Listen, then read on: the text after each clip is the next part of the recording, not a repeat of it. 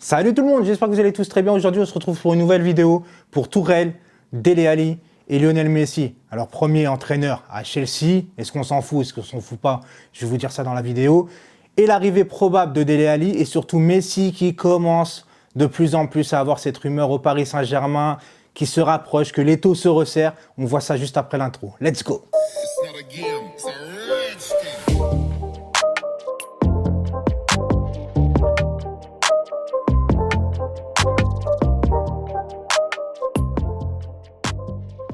N'oubliez pas surtout le petit like, je sais que certains oublient, même s'ils aiment la vidéo. Voilà, n'oubliez pas, ça fait toujours plaisir. Si vous n'êtes pas abonné et que vous découvrez ma chaîne et que vous aimez bien la vidéo, n'hésitez pas, abonnez-vous, ça fait toujours plaisir encore une fois. N'oubliez pas d'activer la cloche de notification pour ne rien rater au niveau des nouvelles vidéos et des lives. Donc, Thomas Tuchel à Chelsea, est-ce qu'on s'en fout ou est-ce que ça a de l'importance? Moi, je vais avoir envie de te dire, je m'en bats les couilles. Mais oui, parce qu'à un moment donné, tout le monde le critique. Enfin, pour ceux qui le critiquent comme moi, ça fait plus de 2 ans que je demande son départ. Je vais pas à un moment donné commencer à faire une vidéo sur lui en disant bon courage, superbe entraîneur, il m'a donné des bons souvenirs. Non, il m'a fait péter un câble. Oui, on a été en finale avec lui, mais c'est comme Raymond Domenech en 2006 avec l'équipe de France. Est-ce que c'est Domenech le superbe entraîneur? Eh ben non, c'est les joueurs qui étaient en autogestion. Maintenant que vous le croyez ou non pour les Pro Tourelle, vous en faites ce que vous voulez. Maintenant, clairement, je vais pas faire une vidéo de Thomas Tuchel à Chelsea pour dire les bons points, les mauvais points. Chelsea, c'est pas mon club. Oui, il y a Thiago Silva aussi qui est avec Tuchel. Ce ne sont pas nos joueurs, ce ne sont plus nos joueurs, ce ne sont plus nos entraîneurs. Arrêtons de regarder derrière. Maintenant, on a un présent, on a un futur.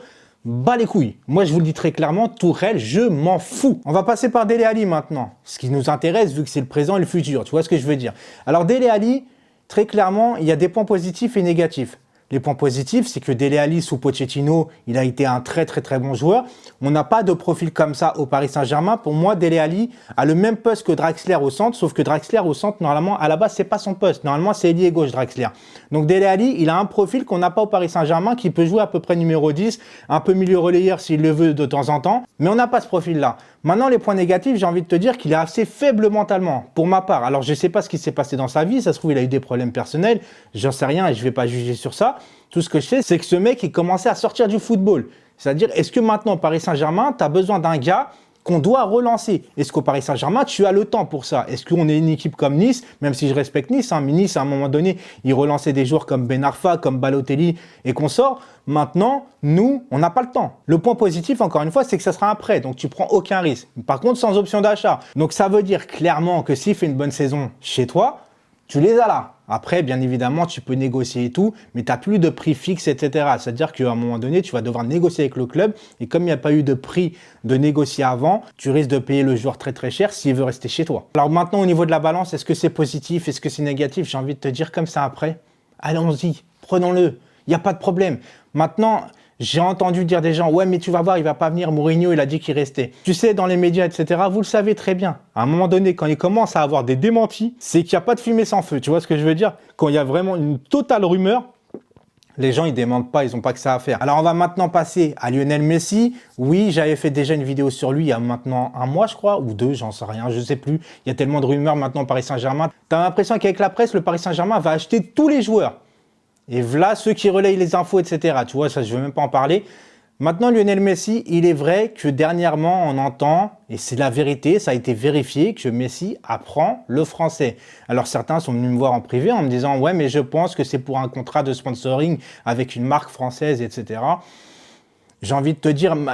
Généralement, même une marque française, ils ne font pas apprendre aux joueurs la langue, tu vois, ils font des sous-titres à la rigueur dans une pub, etc.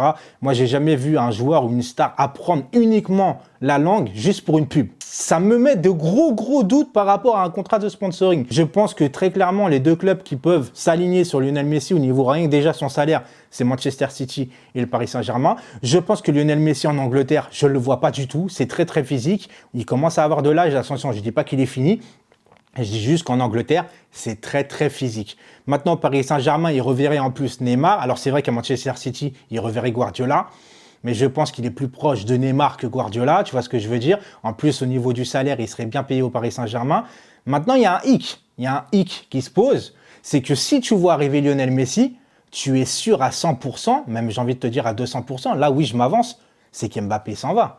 Parce qu'à un moment donné, il faut... Parce que je vois plein de gens, tu vois, dire « Oh, c'est abusé, Leonardo, là, il recrute personne, etc. » Mais est-ce que vous savez qu'à la fin de la saison, le Paris Saint-Germain va avoir à peu près un déficit de 200 millions d'euros dû au Covid, dû qu'il y a eu un manque de maths déjà la saison dernière et que là, les stades ne sont pas remplis, tout ça. Donc, on n'a pas de réel revenu hormis si tu vends des joueurs. Donc, tu vas avoir un déficit. C'est pas parce que tu vas partir au Qatar et que le Qatar sont... voilà, multimilliardaire, que forcément, tu ne dois pas rentrer dans les règles du fair play financier. Alors oui, le fair play financier a été allégé, c'est vrai, mais le fair play financier a quand même des règles. Et tu ne dois pas dépenser plus que ce que tu gagnes de base sur une longueur de 2 ou 3 ans, il me semble, pas sur une année maintenant. La vérité, c'est que là, on est en déficit, parce que tu ne vends personne, parce que les joueurs, à chaque fois, ils se barrent gratuitement au bout de leur contrat. Donc j'ai envie de te dire, si Messi il arrive, c'est impossible, c'est totalement impossible. Je l'avais dit déjà il y a un mois sur la vidéo de Messi, c'est impossible que tu fasses Neymar, Messi, Mbappé au niveau de la masse salariale. Tu exploses en fait, tu casses le club, tu fais couler le club parce que derrière tu peux plus recruter à des postes qui vont devoir être importants. L'année prochaine, je pense que les latéraux vont devoir être importants au niveau des recrues. L'année prochaine, tu vas aussi avoir des départs. Alors bien évidemment, ça sera des remplaçants, genre des Draxler, peut-être qu'il va partir et encore, j'en sais rien, lui il va peut-être aller au bout de son contrat. Tu vas avoir Idrissa Gueye, peut-être qu'il partira. Mais en tout cas, même si c'est des remplaçants, il va falloir que tu remplaces ces remplaçants. Oui, ça fait un peu bizarre de dire je remplace des remplaçants. Mais c'est la vérité, parce qu'à un moment donné, si tu les remplaces pas, tu n'as plus de doublure et tu n'as plus de profondeur de banc. Et ce qui nous a fait défaut pendant quelques temps au Paris Saint-Germain, c'est la profondeur de banc. Cette année, on a une bonne profondeur de banc. Après, certes, avec Tourelle, malheureusement, on a eu de blessures, des hécatombes de blessures. Là, ça commence à aller mieux. Avec des Verratti, comme je disais, qui commencent à finir ses matchs, etc. On n'a plus de blessures, à part l'hécatombe maintenant du Covid. Mais ça commence à aller mieux. Maintenant, il y a du positif. Mais il ne va pas falloir s'attendre que le Paris Saint-Germain fasse des folies, les amis. Surtout si Messi il arrive. Il ne faut pas croire que si Messi il arrive, on va s'acheter des Haaland, des trucs et tout. Mais non, c'est impossible. C'est impossible, je vous le dis. Et je finis encore parce qu'on m'a posé encore beaucoup de questions. Mais finissez la vidéo si vous voulez vraiment savoir les informations. Vous voyez ce que je veux dire ? Pour l'instant, il n'y aura plus de prolongation parce que le matos change, etc. Il faut que je règle certains trucs. Maintenant, pour le moment, ça sera le J-1. Le J-1, c'est le match un jour avant, tout simplement. Donc, on fera l'avant-match. Le prochain match du PSG, c'est dimanche. Samedi, 20h, il y aura le J-1 en live. Vous pourrez dialoguer avec moi. Pas intervenir parce que justement, je change de matos. Il va falloir que je règle les trucs avec les micros et tout ça. En tout cas, voilà. Et je vous dis à très très vite. Donc, peut-être samedi ou même avant. Mais en tout cas, samedi sûr pour l'avant-match. Ciao!